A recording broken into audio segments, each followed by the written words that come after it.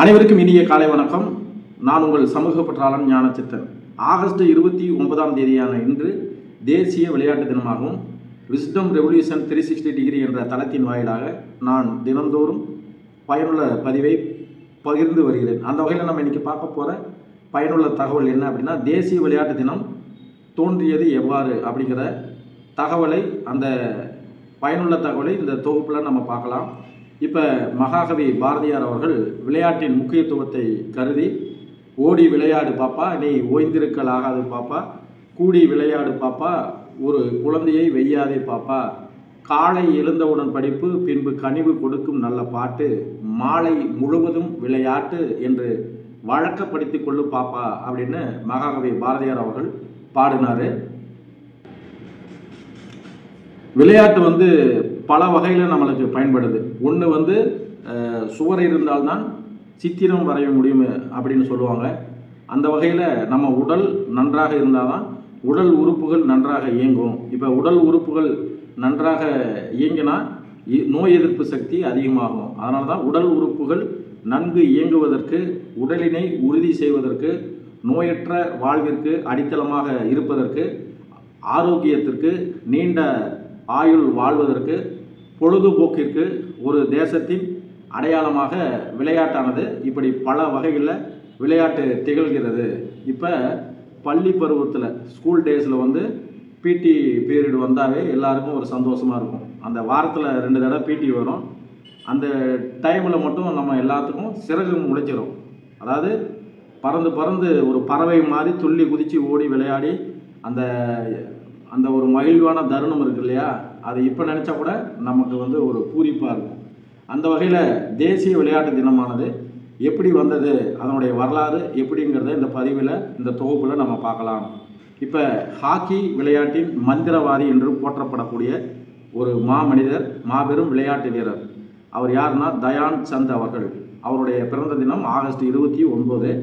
அவரது பிறந்த தினத்தை தான் நாம் தேசிய விளையாட்டு தினமாக கடைபிடிச்சிட்டு வரோம். இந்த தேசிய விளையாட்டு தினம் எப்படி தோன்றுச்சுன்னா, நேஷனல் ஸ்போர்ட்ஸ் டே.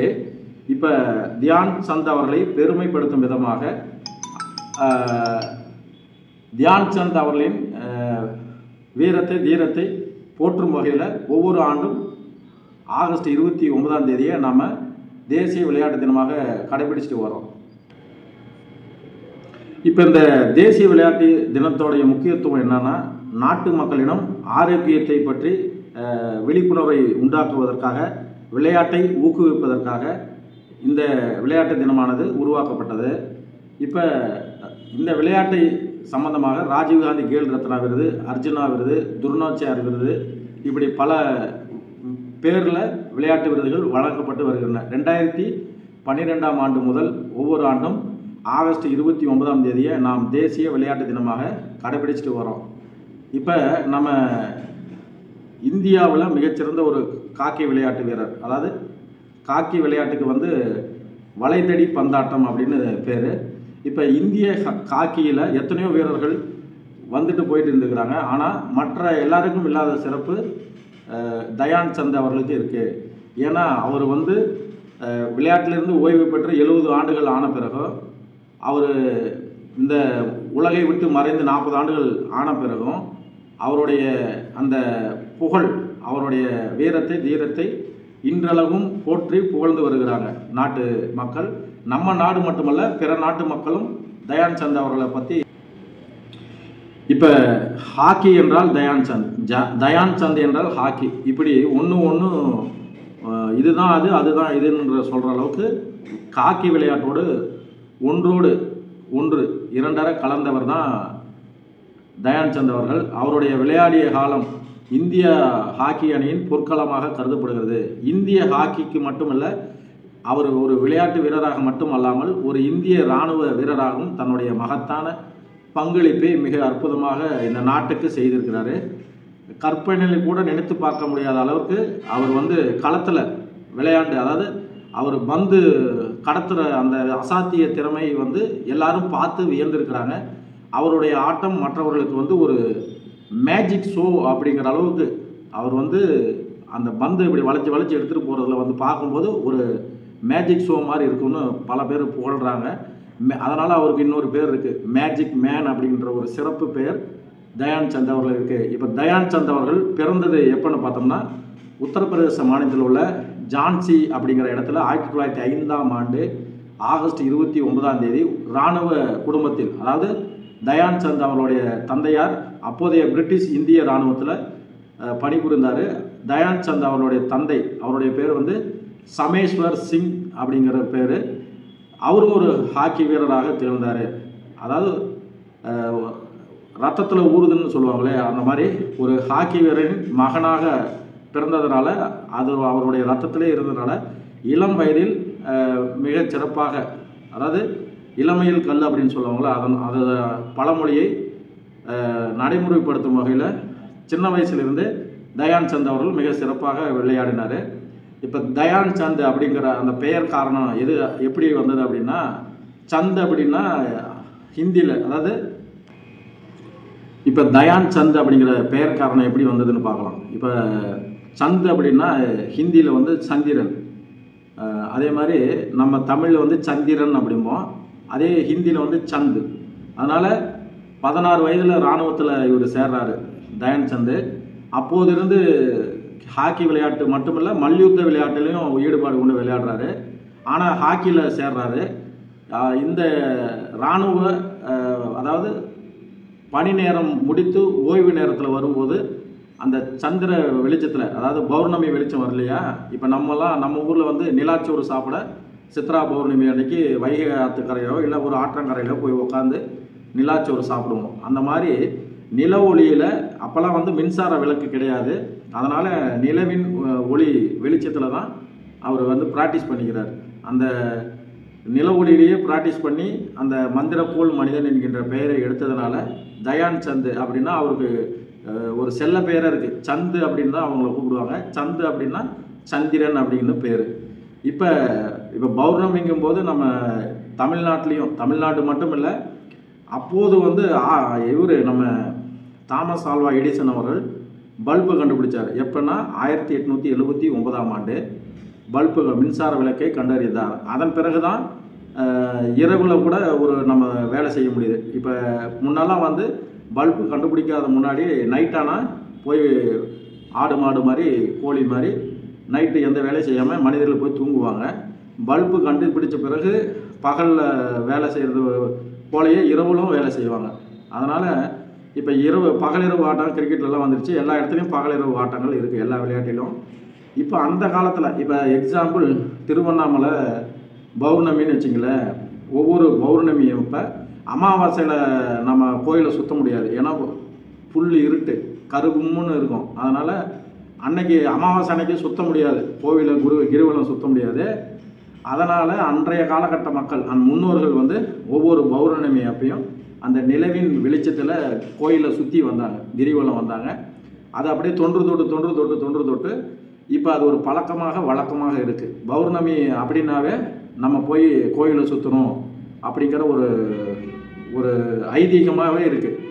ஆனால் பௌர்ணமி அப்போ தான் நம்ம கோயிலை சுற்றி இருக்கிறாங்க முன்னோர்கள். இது வந்து ஒரு அறிவியல் வளர்ந்த பிறகு நம்ம இன்றைக்கி பௌர்ணமி சுற்றுறது வந்து ஒரு இதாக போயிடுச்சு. எப்படின்னு நான் சொல்கிறேன்னா, தந்தை பெரியார் மாதிரி மூட பழக்க வழக்கங்கள் இருக்கக்கூடாதுங்கிறதுக்காக நான் சொல்கிறேன். அடுத்ததாக பார்த்தோம்னா, இப்போ மகாகவி பாரதியார் அவர்கள் ஒரு அருமையான பாடலை பாடியிருக்கிறார். என்ன அப்படின்னா, அன்ன சத்திரம் 1000 வைத்தல், ஆலயம் 16 நட்டல், அன்னையாவையும் புண்ணியம் கூடி ஆங்கு ஒரு ஏழைக்கு எழுத்தறிவித்தவள் அப்படின்றார். அதாவது ஒரு ஏழைக்கு எழுத்து அறிவித்தல் வந்து நம்ம அன்ன சத்திரம் கட்டினாலும் ஆலயம் 16 கட்டினாலும் அதை விட ஒரு சிறப்பான செய்தின்றார். அதனால் முற்போக்குத்தனமாக இருக்கணும், பகுத்தறிவு வேணும் அப்படிங்கிறதுக்காக சொல்கிறேன். அதே சமயம் ஆன்மீகம் நமக்கு மிக மிக அவசியம். ஆன்மீகங்கிறது வந்து நம்ம இன்றைக்கி வந்து சிசிடிவி கேமரா வச்சு கண்டுபிடிக்கிறோம், திருடு போகாமல் பார்த்துக்கிறோம். ஆனால் ஆண்டவன் ஒருத்தர் இருக்கிறாருன்னு நினச்சாதான் ஒரு மனசாட்சிப்படி நம்ம மனிதன் வாழ்வான். அதனால் தெய்வ சக்தி இருக்குது, நம்மளை மீறிய ஒரு சக்தி இருக்குது. அதே சமயம் மூட நம்பிக்கையோடு இருக்கக்கூடாது. நான் வந்து இப்படி பௌர்ணமி நான் சுற்றிக்கிட்டே வந்தேன்னா எனக்கு நல்லது நடக்குங்கிறது வந்து கிடையாது. நீ என்னதான் இருந்தாலும் தெய்வத்தான் ஆகாதேனும் முயற்சிதன் மெய்வருத்த கூலி தரும் அப்படிங்கிறது தான் ஐயன் திருவள்ளுவர் சொல்கிறார். அதனால் முயற்சியும் பயிற்சியும் இருந்தால் தான் நீங்கள் வாழ்க்கையில் ஜெயிக்க முடியும். இப்போ தயான் சந்த் அவர்கள் வந்து ஒவ்வொரு போட்டியிலையும் மிகச்சிறப்பாக விளையாடினார். குறிப்பாக 1922 முதல் 1926 வரை இராணுவ ரெஜிமெண்ட் ஹாக்கி போட்டியில் விளையாடினார். அதில் வந்து நியூசிலாந்துக்கு எதிராக சுற்றுப்பயணம் மேற்கொண்ட பொழுது இந்திய இராணுவ அணியில் இடம் பிடித்தார். அதுதான் அவருடைய முதல் சர்வதேச ஹாக்கி போட்டி. அதில் மொத்தம் 18 ஆட்டங்களில் விளையாடி இந்திய அணிக்காக விளையாடி அவர் வந்து 18 போட்டி, அதில் 15 போட்டியில் வெற்றி. இந்திய அணி 15 போட்டியில் வெற்றி, 2 டிரா, 1 போட்டி வந்து தோல்வி. அதனால் ஒரு மிகப்பெரிய ஒரு ஆரம்பத்திலேயே first impression is the best இம்ப்ரெஷன்பாங்கள. அதனால் ஆரம்பத்திலேயே வந்து அவர் நல்லா விளையாண்டு இந்திய இராணுவ அணிக்கு மிகப்பெரிய ஒரு வெற்றியை தேடி தந்தார். அடுத்ததாக தயான் சந்த் அவர்களின் ஒலிம்பிக் பயணம் எப்போன்னு பார்த்தா, அவர் வந்து ஒலிம்பிக் ஹாக்கி போட்டியில் முதல்ல விளையாடுது 1925ஆம் ஆண்டில். ஹாக்கி போட்டி ஒரு சுற்றுப்போட்டி நடந்தது, அதாவது தகுதி போட்டி. அதில் வந்து அவர் மிகச்சிறப்பாக விளையாடினார். இப்போ ஒலிம்பிக் போட்டியில் வந்து 1928 ஆம்ஸ்டர்டாமில் நடந்துச்சு. ஆம்ஸ்டர்டாமில் அதில் வந்து ஏ பிரிவில் இந்திய அணி அபார ஆட்டமாக விளையாடி ஆஸ்திரேலியா, பெல்ஜியம், டென்மார்க் போன்ற அணிகளை வீழ்த்தி அரையிறுதிக்கு முன்னேறி அதாவது வெற்றி கோப்பையை பறித்தது, தங்கப்பதக்கம் வாங்கினுச்சு. அதில் இந்திய அணி வந்து 6-6க்கு 0ங்கிற கணக்கில் சுவிட்சர்லாந்து நாட்டை தோற்கடிச்சது. அதில் 4 கோல் வந்து தயான் சந்த் அவர்கள் போட்ட கோல். அதே மாதிரி 1932ஆம் போட்டியிலையும் இந்திய ஹாக்கி அணியானது ஒலிம்பிக்கில் தங்கப்பதக்கம் வாங்கிச்சு. அதுக்கு அடுத்தது 1932ஆம் ஆண்டுலையும் இந்திய அணியானது ஒலிம்பிக்கில் தங்கப்பதக்கத்தை பெற்றது. இந்தியாவின் கேப்டனாக மிகச் சிறப்பாக தயான் சந்த் அவர்கள் திகழ்ந்தார். இப்போ தயான் சந்த் அவர்கள் மிக சிறப்பாக விளையாண்டதுனால அருமையாக, அதாவது அவருடைய சிறப்புகள் நிறைய இருக்குது. அது வந்து எப்படின்னா, ஹிட்லர் அவர்கள் தயான் சந்த் அவர்களை விரும்பி நீங்கள் எங்கள் நாட்டுக்கு வாங்க, நான் உங்களுக்கு வந்து ஒரு இராணுவ பதவியையும் ஜெர்மன் குடியுரிமையும் உங்களுக்கு தரேன் அப்படின்னு ஹிட்லர் அவர்கள் தயான் சந்த் அவர்களை வலியுறுத்தி கூப்பிட்டாரு. ஆனால் அவர் வந்து நான் வந்து இந்த தேசத்துக்காக மட்டும்தான் விளையாடுவேன் அப்படின்னு சொல்லி மறுத்துட்டார். அதாவது ஒரு உலகின் மாபெரும் ஒரு டிக்டேட்டர், சர்வாதிகாரி அழைப்பு விடுத்தும் அதை வந்து நான் என்னோட தாய் நாட்டுக்கு மட்டும்தான் நான் விளையாடுவேன்னு சொல்லி அவருடைய அழைப்பை இவர் வந்து நிராகரித்தார். மொத்தம் 22 ஆண்டுகள் ஹாக்கி போட்டியில் விளையாண்டு 1000 கோல்களுக்கு மேலே அடிச்சிருக்கிறாரு. அதில் குறிப்பாக முதல் தர போட்டியில் இவர் அடித்ததை வந்து 400 கோலுக்கு மேலே அடிச்சிருக்கிறார். இப்போ தயான் சந்த் அவருடைய புகழை பற்றி சொல்லிகிட்டே போகலாம். ஒரு முறை ஹாக்கி விளையாட்டின் போது தயான் சந்த் அவருடைய கோல் வந்து அவர் அடிக்கவே முடியாமல் போகுது. அப்போ இவர் போய் நடுவர்கிட்ட, அம்பையர்கிட்ட இந்த கோல் கம்பம் டிஸ்டன்ஸ் வந்து சரியாக இல்லை அப்படின்னு சொல்லி புகார் சொல்கிறாரு. அம்பையர்கிட்ட வந்து இந்த கோல் கம்பம் வந்து சரியான டிஸ்டன்ஸில் இல்லை அப்படின்னு சொல்லும்போது அதை வந்து ஆய்வு செய்கிறாங்க. அவர் சொன்ன மாதிரி அந்த கோல் கம்பம், இந்த கோல் கம்பத்துலேருந்து அந்த கோல் கம்பத்துக்குள்ள இடைப்பட்ட இடைவெளி வந்து சரியாக இல்லை. அதாவது சர்வதேச விதிகளின்படி அந்த கோல் கம்பம் வந்து சரியாக இல்லை. அந்த அளவுக்கு துல்லியமாக கண்ணாலேயே அளவெடுக்கிற சக்தியை, அந்த திறமையை தயான் சந்த் அவர்கள் கொண்டிருந்தார். அதே மாதிரி 1936ஆம் ஆண்டு ஒலிம்பிக் போட்டியில் காம்பேரிங் பண்ணும்போது சொல்கிறாங்க, ஹாக்கி மைதானத்தில் இப்பொழுது வந்து நீங்கள் மேஜிக் ஷோவையும் பார்க்கலாம், இந்திய மேஜிக் மேன் தயான் சந்த் ஆட்டத்தை காண நீங்கள் வாருங்கள் அப்படின்னு சொல்லி ஜெர்மனி பத்திரிகை அவருக்கு புகழாரம் சூட்டியது. அதே சமயம் காம்பேரிங் பண்ணும்போது மேஜிக் மேன்னு அவரை அழைத்திருக்கிறார்கள். அன்றைய காலகட்ட காம்பேரிங் பண்ணுறவங்க மிக சிறப்பு பெயரிட்டு. அடுத்ததாக கிரிக்கெட் விளையாட்டின் பிதாமகன் என்று போற்றப்படக்கூடியவர் டான் பிராட்மேன். இப்போ டான் பிராட்மேன் அவர்கள் வந்து 2 பேரும் ஒரு டைம் சந்திக்கிறாங்க. 1935ஆம் ஆண்டு இந்திய ஹாக்கி அணியானது ஆஸ்திரேலியாவுக்கு சுற்றுப்பயணம் மேற்கொள்ளும் போது அப்போ அங்கே இருந்த பிராட்மேன் அவர்கள் இவர் தயான் சந்த் அவர்களுடைய ஆட்டத்தை பார்த்து வியந்து போய், கிரிக்கெட்டில் நான் ரன் அடிக்கிற மாதிரி நீங்கள் ஹாக்கியில் கோல் அடிக்கிறீங்க அப்படின்னு டான் பிராட்மேன் அவர்கள் வந்து கிரிக்கெட்டின் பிதாமகன் வந்து தயான் சந்த் அவர்களை புகழ்ந்திருக்கிறார். அதே மாதிரி தயான் சந்த் அவர்களின் திறமையை பார்த்து ஆஸ்திரியா நாட்டில் இருக்கிற வியன்னா, அதனுடைய தலைநகர், ஆஸ்திரியா நாட்டின் தலைநகர் வியன்னா, அதில் வந்து தயான் சந்த் அவர்களுக்கு சிலை நிறுவி இருக்கிறாங்க. அதாவது அவருடைய சிலையில் வந்து அவர் கையில் 4 பேட் இருக்கிற மாதிரி சிலையை நிறுவி இருக்கிறாங்க. அதனால் ஒரு பானை சோற்றுக்கு ஒரு சோறு பதங்கிற மாதிரி ஒரு இந்தியனின் வீரத்தை தீரத்தை பிற நாட்டில் உள்ள, அதாவது ஐரோப்பா நாட்டில் உள்ள ஆஸ்திரியா நகரில் அவருக்கு சிலை நிறுவி இருக்கிற ஒரு எடுத்துக்காட்டு போதும் அவர் எப்பேற்பட்ட வீரர் அப்படி என்பதற்கு. அதே மாதிரி லண்டனில் உள்ள சுரங்க ரயில் பாதையில் உள்ள ஒரு இடத்துக்கு வந்து தயான் சந்த் அவர்களின் பெயரை வச்சிருக்கிறாங்க. அதே மாதிரி நெதர்லாந்தில் நடைபெற்ற ஒரு போட்டியின் போது தயான் சந்த் அவர்களின் ஆட்டத்தை பார்த்து போட்டி ஏற்பாளர்களுக்கு ஒரு வியப்பு ஏற்பட்டது. அப்போ அவருடைய பேட்டில் வந்து ஏதாவது காந்தங்கன்னு இருக்குதான்னு சொல்லி அந்த பேட்டை உடைச்சி பார்த்தாங்களாம். இவர் அடிக்கடி கோல் போடுறாரு, அப்போ அந்த பேட்டில் உள்ள ஏதாவது காந்தங்கன்னு இருக்குதா பாருங்கன்னு சொல்லி பேட்டை உடைச்சி கூட செக் பண்ணியிருக்கிறாங்க. அதனால் அந்தளவுக்கு திறமையாக விளையாண்டுருக்கிறாரு. அடுத்ததாக 1936ஆம் ஒலிம்பிக் போட்டியில் அந்த ஆட்டத்தை பார்த்த ஹிட்லர் அவர்கள், நான் ஏற்கனவே சொன்ன மாதிரி நான் உங்களுக்கு ஜெர்மனி குடியுரிமை தரேன், நீங்கள் இராணுவத்தில் வந்து சேருங்க, நீங்கள் எங்கள் நாட்டுக்கு வாங்கன்னு அழைப்பை விடுத்தார். ஆனால் அவர் அதை தவிர்த்திட்டார். இப்படி பல சிறப்புகளுக்கு சொந்தக்காரர் தயான் சந்த் அவர்கள். கடைசி காலகட்டத்தில் வறுமையின் பிடியிலிருந்து இறந்தார். அவர் இறந்தது எப்போ அப்படின்னா டிசம்பர் 3ஆம் தேதி 1979ஆம் ஆண்டில் இறந்தார். இப்போ விளையாட்டு போட்டின்னு பார்க்கும்போது நிறைய பொது அறிவு விளையாட்டை பற்றி கேட்பாங்க. இப்போ போட்டித் தேர்வில் நீங்கள் கலந்துக்க போது விளையாட்டு சம்மந்தமாக ஒரு சில கேள்விகள் கண்டிப்பாக கேட்பாங்க. ஏன்னா விளையாட்டு சம்மந்தமாக கரண்ட் அஃபேர்ஸ் கண்டிப்பாக வரும். அதே மாதிரி விளையாட்டு தொடர்பாக ஒவ்வொரு நாட்டுகளில் இருக்கிற இப்போ world cup, football world cup வருது, இல்லை கிரிக்கெட் வேர்ல்டு கப் வருது, இல்லை ஹாக்கி வேர்ல்டு கப் வருது, இப்படி வரும்போது ஒலிம்பிக் வருது, காமன்வெல்த் வருது, இப்படி ஒவ்வொரு 4 வருஷத்துக்கு பிறகு ஒவ்வொன்றும் வந்துக்கிட்டே இருக்கும். அப்போ அந்த டைமில் என்ன நடந்தது அப்படிங்கிறத பற்றி கண்டிப்பாக நிறைய கொஷின் கேட்பாங்க. அதில் ஒரு 5 கொஷினாவது உங்களுக்கு 100 கொஷின் ஜிகேனா அதில் ஒரு 5 கொஷின் ஸ்போர்ட்ஸ் சம்மந்தமாக கேட்பாங்க. அந்த வகையில் ஸ்போர்ட்ஸ் சம்மந்தமாக நிறைய பொது அறிவு இருக்குது. அதில் என்ன அப்படின்னா, இப்போ முதல்ல இந்தியாவின் தேசிய விளையாட்டு தினம் எப்போது அப்படின்னு கேட்பா. அதுக்கு ஆன்சர் வந்து ஆகஸ்ட் 29. யாருடைய பிறந்த தினம் தேசிய விளையாட்டு தினமாக கொண்டாடப்படுகிறது? அதுக்கு ஆன்சர் வந்து தயான் சந்த். அதே மாதிரி தயான் சந்த் பிறந்த தினம் எது, மறைந்த தினம் எதுன்னு. தயான் சந்த் பிறந்தது ஆகஸ்ட் 29, 1905ஆம் ஆண்டு. அவர் மறைந்தது வந்து டிசம்பர் 3, 1979.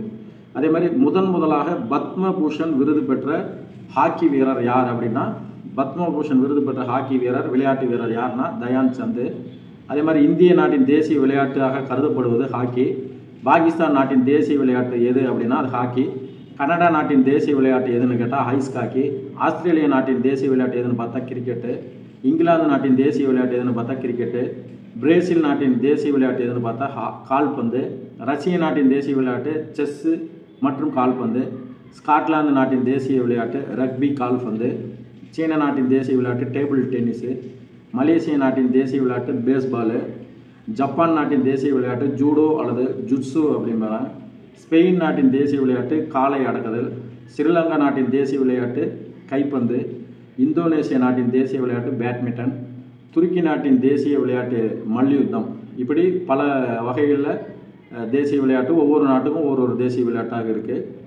அதனால் இப்போ விளையாட்டு சம்மந்தமான நிறைய பொது அறிவு இருக்குது. இது மட்டும் இல்லை, நிறைய கரண்ட் அஃபேர்ஸ் நிறைய இருக்குது. அதே மாதிரி பாரத ரத்னா விருது பெற்ற விளையாட்டு வீரர் யார் அப்படின்னு கேட்டால் முதல் விளையாட்டு வீரர் யாருன்னா சச்சின் டெண்டுல்கர். இதெல்லாம் ஜிகே, ஸ்போர்ட்ஸ் சம்மந்தமான ஜிகே. கடைசியாக ஒன்று வாழ்க்கையில் நீங்கள் வெற்றியோ தோல்வியோ விளையாடுங்க. ஒன்று விளையாண்டா உங்களுக்கு வெற்றி கிடைக்கும், இல்லைன்னா தோல்வி கிடைக்கும். ஆனால் வேடிக்கை பார்த்தா உங்களுக்கு எதுவுமே கிடைக்காது. என்னுடைய தத்துவத்தில் ஒரு தத்துவம், என்ன தத்துவம்னா, வாழ்வில் வெற்றி பெற்றவனுக்கும் வரலாறு இருக்குது, தோல்வி பெற்றவனுக்கும் வரலாறு இருக்குது. ஆனால் வேடிக்கை பார்த்தவனுக்கு ஒருபோதும் வரலாறு கிடைக்காது, இருக்காது. அதனால் நீங்கள் வெற்றி பெற்ற மனிதனாகவோ அல்லது தோல்வி பெற்ற மனிதனாகவோ இருங்க, ஒருபோதும் வேடிக்கை மனிதனாக மட்டும் இருக்காதீங்க. மகாகவி பாரதியார் போல நான் வேடிக்கை மனிதன் என்று வீழ்வேன் என்று நினைத்தாயோன்னு நீங்களும் ஒரு கேள்வி கேளுங்க. இந்த வாழ்க்கையில் நிறைய சவால்கள் வரும். அந்த சோதனைகளை நீங்களும் ஒரு சாதனையாக ஆக்கணும். சோதனைகளை சாதனையாக்கணும். வாழ்க்கையில் வந்து இகழ்ச்சிகளை புகழ்ச்சியாக்கணும், வேதனைகளை வெற்றியாக்கணும், தடைகளை தகர்த்து நீங்கள் ஒரு தன்னம்பிக்கை நிறைந்த மனிதனாக ஜெயித்து காட்டணுங்கிறது தான் என்னுடைய வேண்டுகோள். அதனால் நம்ம என்ன ஜாதிக்கு பிறந்தோம் என்பதை மறந்துட்டு என்ன சாதிக்க பிறந்தோம் என்பதை மனசில் வச்சு இன்றைய இளைஞர்கள் செயல்பட வேண்டும். சமூக மேன்மைக்கு இன்றைய இளைஞர்கள் பாடுபட வேண்டும் என்று கூறி, இன்றைய விளையாடு ஜெயிக்கும் வரைக்கும் நீ விளையாடு, வேடிக்கை பார்த்தால் தங்கம் உனக்கு கிடைக்காது. நன்றி, வணக்கம்.